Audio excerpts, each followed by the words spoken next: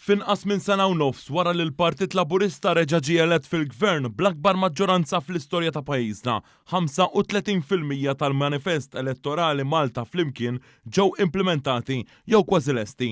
Dan tħabbar mill-Prim Ministru mexxej Laburista Roberta Bela waqt intervista fuq One Radio fejn sostna li din il-ħidma se tkompli tissaħħaħ bit-tieni budget f'din il-leġislatura li se jitħabbar fix-xhur li ġejjin. U meta niġu għall-implementazzjoni tal-manifest elettorali qed nitkellmu dwar 35% tal-manifest, tal-miżuri tal-manifest illi jew ġew implementati diġà jew beda l-proċess tal-implementazzjoni tagħhom u jinsab fi stadju avvanzat, jiġifieri qed nitkellmu fuq iktar minn terz tal-proposti fil-manifest elettorali.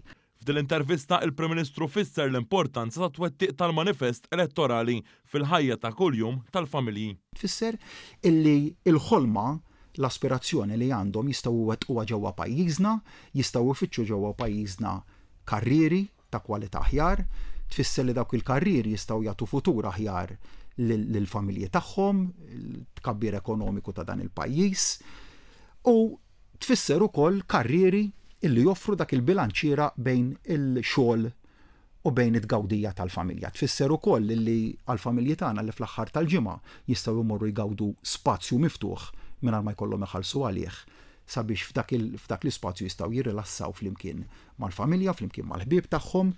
Dr. Bela appella lill attivisti tal-Partit Laburista biex ikomplu jaħdmu u jisimgħu lin-nies biex isiru aktar bidliet favur pajjiżna. F'din l-intervista il-Prim Ministru tkellem ukoll dwar il-Gżira Awċija hawnhekk sostna li l-Gvern se jkompli jaħdem biex ikun hemm opportunitajiet għall-Awċin f'Għawdex stess. Id-dokument li jfassal il-viżjoni għal Għawdex għal 10 snin li ġejjin u li ġie approvat it-tlieta mill-Kabinett isostni fuq aktar spazji miftuħa għall-Awċin u li jkunu irrispettati il-villaġġi f'din il-Gżira.